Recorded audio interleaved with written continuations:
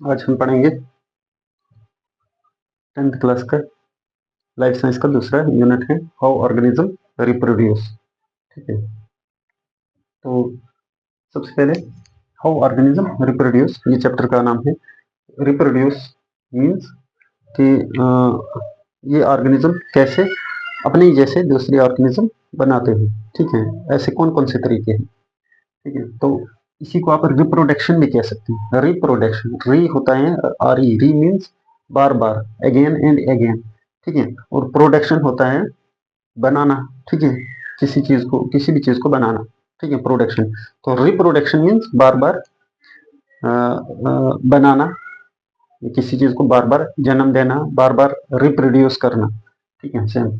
अगर हम इस रिप्रोडक्शन की बात करेंगे, अब रिप्रोडक्शन ये जो वर्ड है या टर्म है, इसको आपने लेना है किस वे में, बायोलॉजिकल प्रोसेस। ठीक है, एक होता है प्रोडक्शन, एक है reproduction. Reproduction means, reproduction is biological process. Reproduction एक बायोलॉजिकल प्रोसेस है इन विच न्यू ऑर्गेनिजम्स, ठीक है, नए ऑर्गेनिजम्स, ठीक है, नई चीजें, नई जिंदा चीजें। ठीक है, ऑर्गेनिज्म हमेशा लिविंग को कहते हैं, जिनको ऑफस्प्रिंग भी कहते हैं। ठीक है, अगर हम ह्यूमन की बात करेंगे हम बोलेंगे बेबी। ठीक है, कौ की कॉल, ठीक है, कैट की किटन। तो सबको मिला के हम फिर सबके बच्चों को, जो जो भी लिविंग थिंग्स हैं, जब वो अपने बच्चों को जन्म देते हैं, तो उनको ऊपर से हम सबको एक ही वर्ड यूज करते हैं, ऑफस्प्रिंग। ठीक है, चाहे वो किसी के भी बच्चे हों।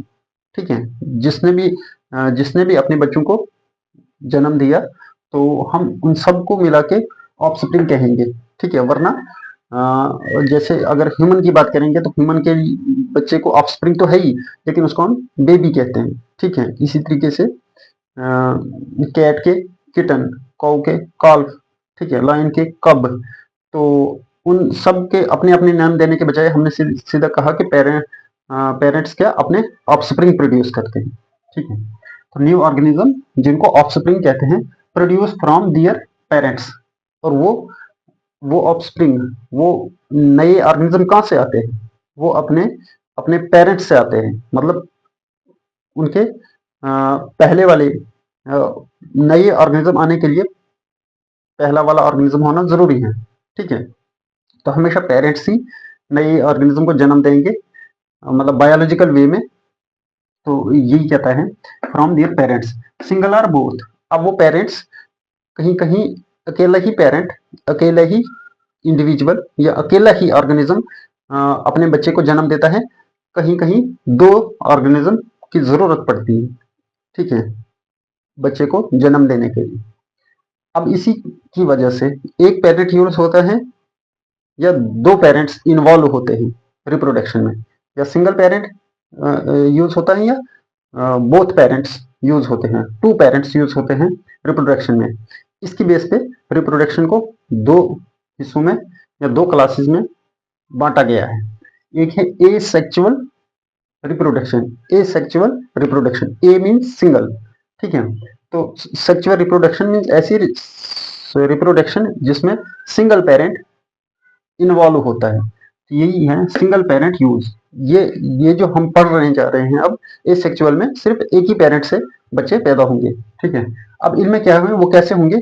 सबसे पहले फिशन, एक तरीका है फिशन हो सकता है, उस एक पेरेंट का फिशन हो सकता है। फिशन क्या है, common in unicellular organism, bacteria में होता है, प्रोटिस्टा में होता है। ये उनमें ज्यादा होता है कि फिशन के थ्रू अपने बच्चों को प्रोड्यूस करते हैं। ठीक है, रिप्रोड्यूस करते हैं। और ये यूनिसेलुलर मीन्स उन ऑर्गेनिज्म में जो एक ही सेल के बने होते हैं। ठीक है, जैसे बैक्टीरिया है। ठीक है, हमने ई कोलाई नाम यहाँ पे मेंशन किया है, ये फेमस बैक्टीरिया है। इसके प्रोटिस्टा एक एमोबा है। ठीक है, एक पेरेंट बॉडी इज, इसमें क्या होता है, डिवाइड।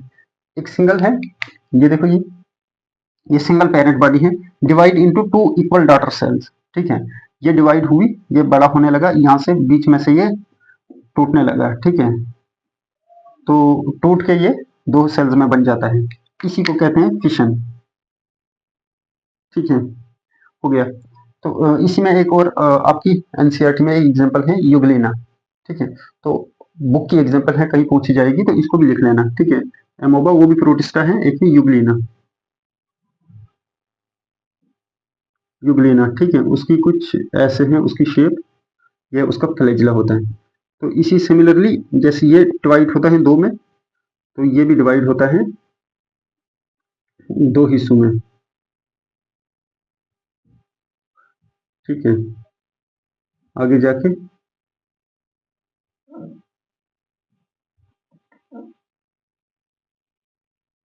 ये बन जाएगा, दूसरा वो बन जाएगा।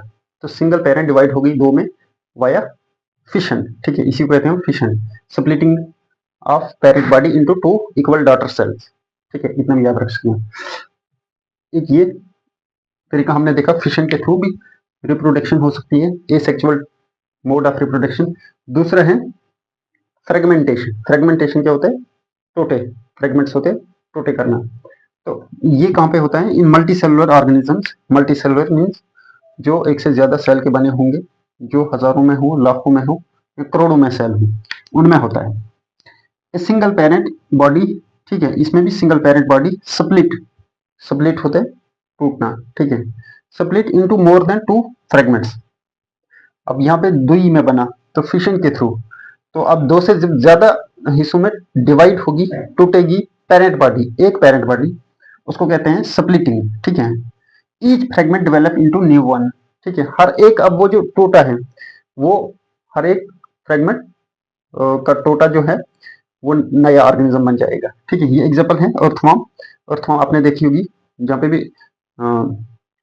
ह्यूमस वो होता है, पानी वाला एरिया, आप सॉइल खोदेंगे तो वहां पे मिलेगी, या ज्यादातर जहाँ पे कोडंग होता है।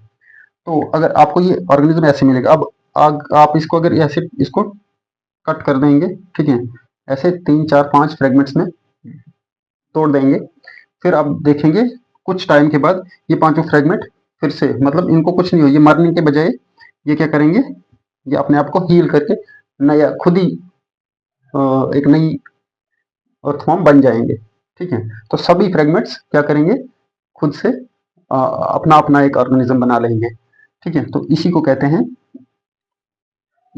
फ्रेगमेंटेशन। या एग्जांपल अर्थवॉर्म दूसरा है प्लेनेरिया, PLANERIA।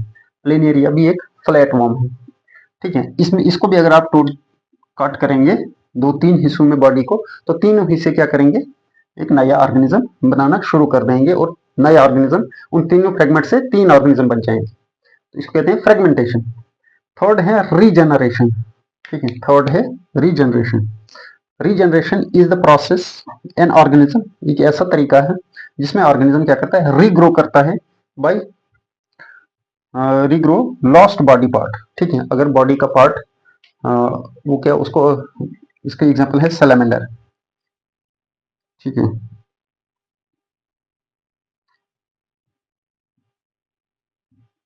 ठीक है, छिपकली होती है, छिपकली, सपोज ये है छिपकली,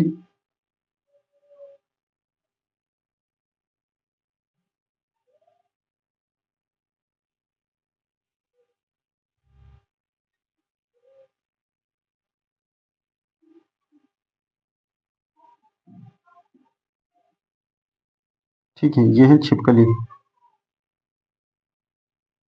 तो इसकी अगर आप टांग काट देंगे या इसकी टेल भी काट देंगे, तो कुछ टाइम के बाद ये टांग काटने में 72 डेज, 72 डेज अगर आप इसकी एक टांग काट देंगे छिपकली की, इसकी सैलमेंडर, तो 72 डेज के बाद इसकी टांग फिर से दोबारा नई बन गई हो, तो उस टूटे हुए पार्ट को बनना, अब याद रखना फ्रेगमेंटेशन में क्या है कि पूरा ऑर्गेनिज्म नया बन जाता है, लेकिन रीजनरेशन में ऑर्गेनिज्म सिर्फ खोया हुआ पार्ट, अपना जाया गया हुआ पार्ट को रीजनरेट करेगा, ना कि पूरा ऑर्गेनिज्म बनाएगा, ठीक है। यहाँ पे पूरा ऑर्गेनिज्म बनता है, यहाँ पे ऑर्गेनिज्म का एक पार्ट बनता है, टेल हूं या ये क्या हूं,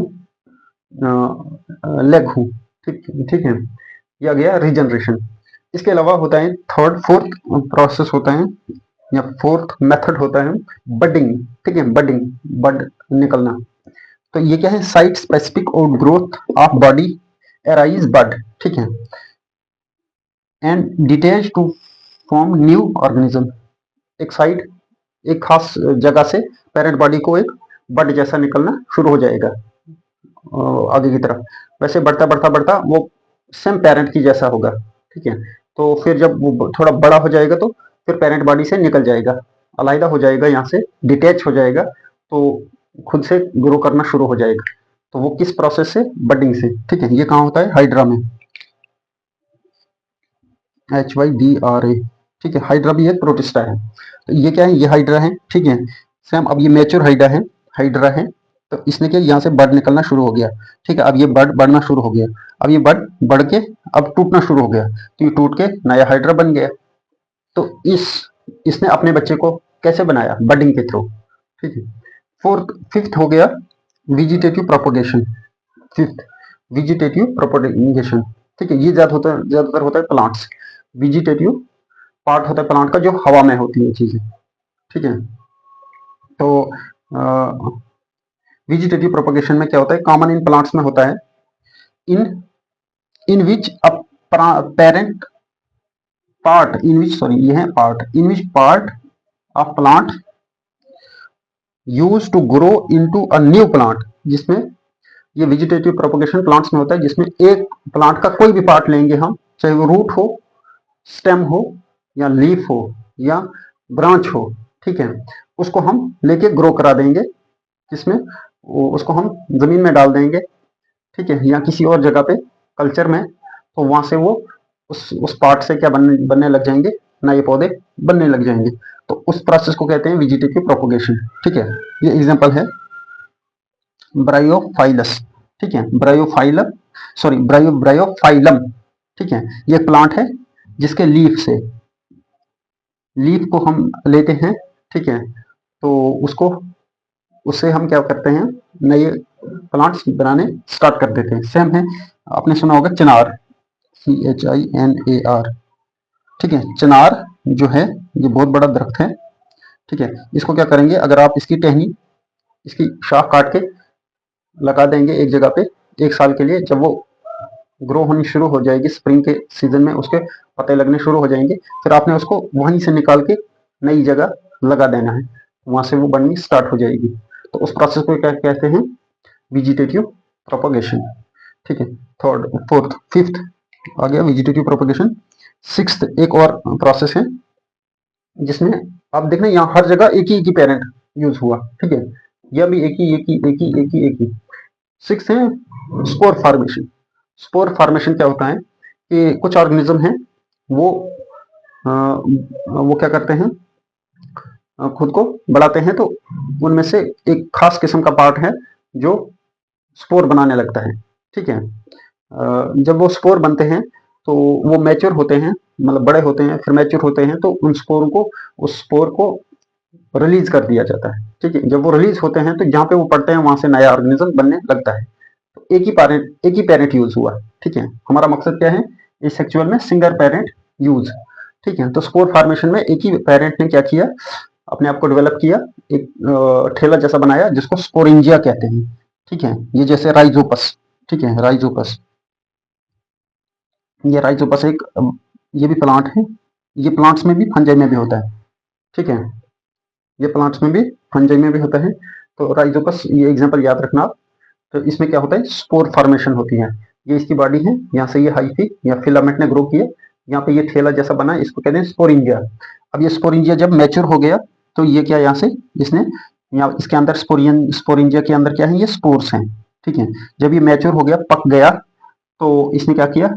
अब ये टूट गया, पकने के बाद ये टूट गया, तो इसके अंदर स्पोर्स थे, ये स्पोर्स रिलीज हो गए बाहर, तो जहां पे ये पड़े वहां से नया ऑर्गेनिज्म ग्रो होना शुरू हो गया। तो इस एक ही पेरेंट से इसके बहुत सारे ऑर्गेनिज्म, प्लांट्स या कोई भी ऑर्गेनिज्म जिसमें स्पोर फॉर्मेशन होती है, राइजोपस, ये कहो इस एक पेरेंट से कितने ही राइजोपस हमें आगे बन के, तो किसके through? Via process of spore formation, ठीक है। Process of spore formation which is a kind of asexual reproduction, ठीक है। तो ये है रिप्रोडक्शन और इसकी टाइप्स, ठीक है।